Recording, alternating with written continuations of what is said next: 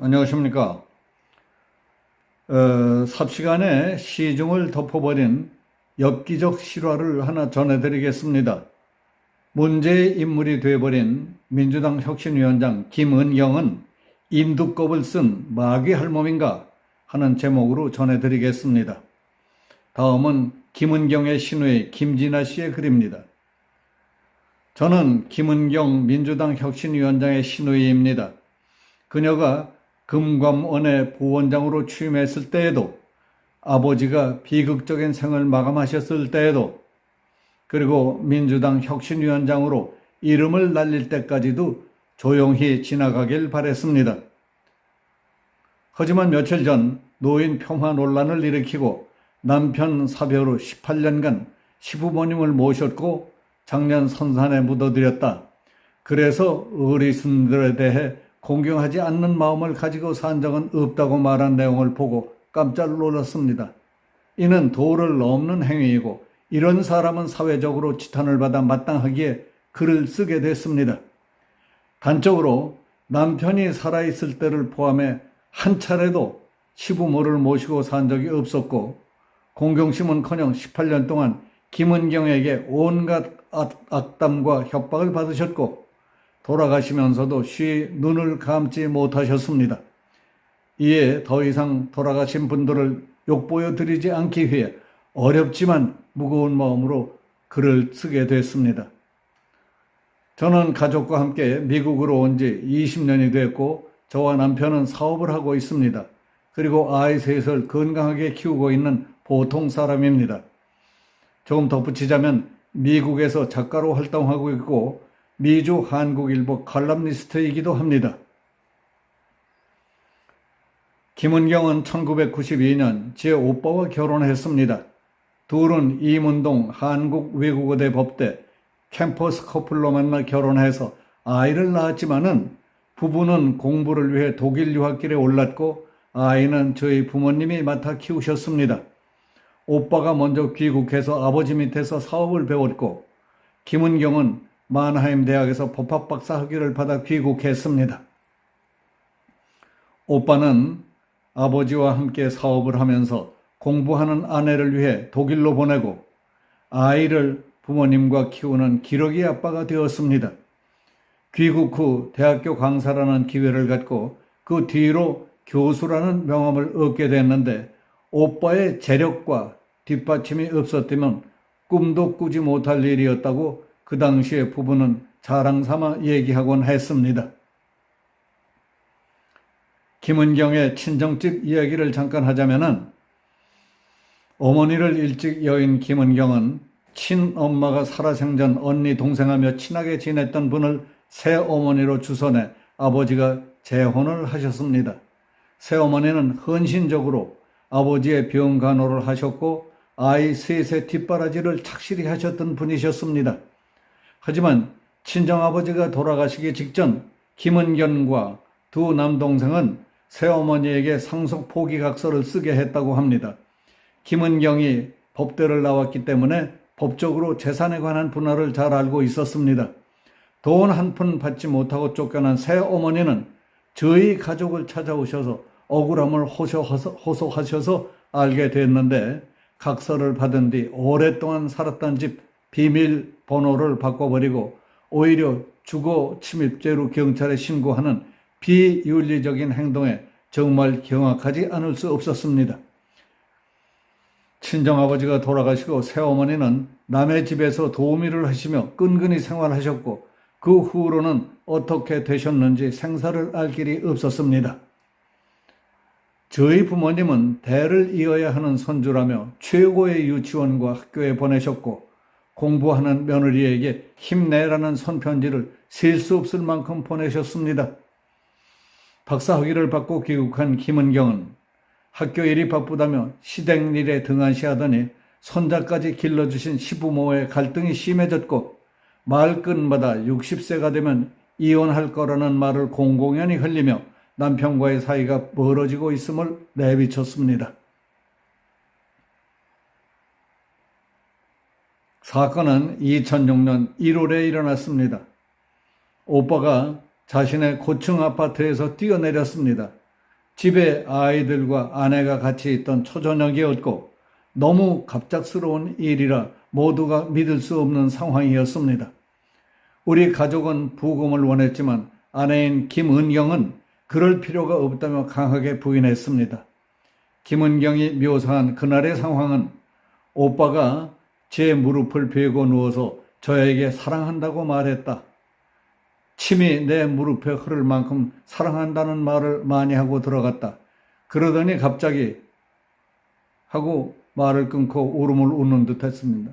하지만 사고가 있은 직후 집으로 들어가자마자 겨우 30살이 된 둘째 아이의 반응은 엄마랑 아빠가 막 싸웠어. 그래서 아빠가 화가 나서 뛰어내렸죠. 자, 어떤 말이 진실일까요? 그 당시 오빠의 경제적 상황은 이랬습니다. 친정아빠는 전기 사업을 시작으로 소방과 관련된 특허를 9개나 가지고 계셨고 특허받은 제품으로 승승장구하셨던 참에 오빠의 도움으로 날개를 다셨습니다. 오빠는 세무조사를 받아야 할 만큼 재산이 불어났고 강남에 있는 아파트와 빌라를 매입했습니다.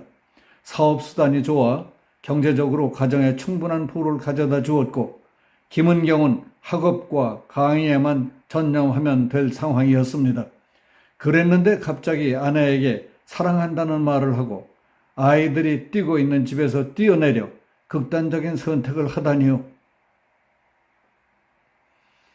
200명이 넘는 오빠 친구들이 장례식에 왔습니다. 한결같이 하는 말은 친구가 이렇게 많은데 자살을 한다고? 다음 주에 골프 약속이 있었는데 이럴 수가. 자식 사랑이 대단한 친구였는데 자식 앞에서. 장례식장에 모인 친구들이 한결같이 절대 믿어지지 않는다고 할 정도로 정신적, 육체적으로 건강한 사람이 자살을 했다는 것은 누구도 믿을 수 없는 일이었습니다. 김은경은 오빠가 떨어져 죽은 순간부터 장례가 끝날 때까지 눈물 한 방울 흘리는 것을 본 사람이 없었습니다. 장례가 끝난 바로 다음 날 남편의 사망 신고를 하더니 오빠가 타고 다니던 고급차를 바로 처분하더군요. 그리고 그 집에서 무서워서 살 수 없다며 그 당시에 제일 잘 나가던 강남 설해마을로 서둘러 이사를 했습니다. 더욱 황당한 일은 어수선한 틈을 타서 아빠의 사업체를 자신의 친동생 이름으로 바꾼 일입니다. 어찌된 일인지는 사업체에는 오빠가 죽기 직전 시아버지의 이름에서 오빠의 이름으로 전환돼 있었고 죽고 나니 바로 김은경의 친동생 이름으로 바뀌었다는 것입니다. 아빠는 즉시 시정을 요구하고 법에 호소했지만 증거 불충분이라는 이유로 어찌 손을 써볼 수 있는 방법이 없었습니다. 치밀한 기획하에 이루어진 일이었고 워낙 법적으로 잘 아는 김은경이라 우리는 앉아서 당할 수밖에 도리가 없었습니다. 사업체를 통째로 빼앗긴 저희 부모님은 어찌 되셨겠습니까? 하나뿐인 아들을, 그것도 그렇게 반듯하게 키운 아들을 잃고 두 분이 그동안 땀 흘려 일구어 놓은 사업체까지 며느리가 가로채 갔으니 집안은 풍비박산이 났던 것입니다. 결국 어머니가 그 충격으로 쓰러지셨습니다. 노인성 치매가 아닌 너무 심한 충격을 받아 정신을 놓아버린 겁니다. 손을 쓸 수 없는 정도라 먹는 약도 돌볼 방법도 없이 모든 것이 두죽박죽이 됐습니다. 어머니는 요양원에 모셔지고 아버지 또한 기력이 다하셔 시골로 터전을 옮기셨습니다. 그래도 부모님은 손수 키우신 귀한 손자의 연까지 끊을 수는 없다고 명절이면 손자의 통장으로 용돈을 넣어주시며 그 끈을 이어나가셨습니다. 명절은커녕 자기 남편 제사에도 참석하지 않은 사람이 남편 죽은 뒤 18년 동안 시부모님을 모셨다는 새빨간 거짓말로 우리 가족 모두를 기만한 파렴치한 김은경이기에 피를 토하는 심정으로 이 글을 쓰고 있습니다. 그렇게 어렵게 18년을 사시다가 2년 전 어머님을 먼저 보내시고 작년 겨울 극단적 선택을 한 아들이 너무도 그리운 아버지는 자식과 똑같은 방법으로 생을 마감하셨습니다. 2022년 12월 3일 김은경 당시 금감원 부원장 시아버지 부음 기사에 딸 진아 씨와 사위의 이름은 빠져 있었습니다. 왜 그랬을까요? 남편 자살 이후 시부모의 사업체까지 빼돌린 며느리가 왜 돌아가신 시아버지의 장례식에 왔겠습니까?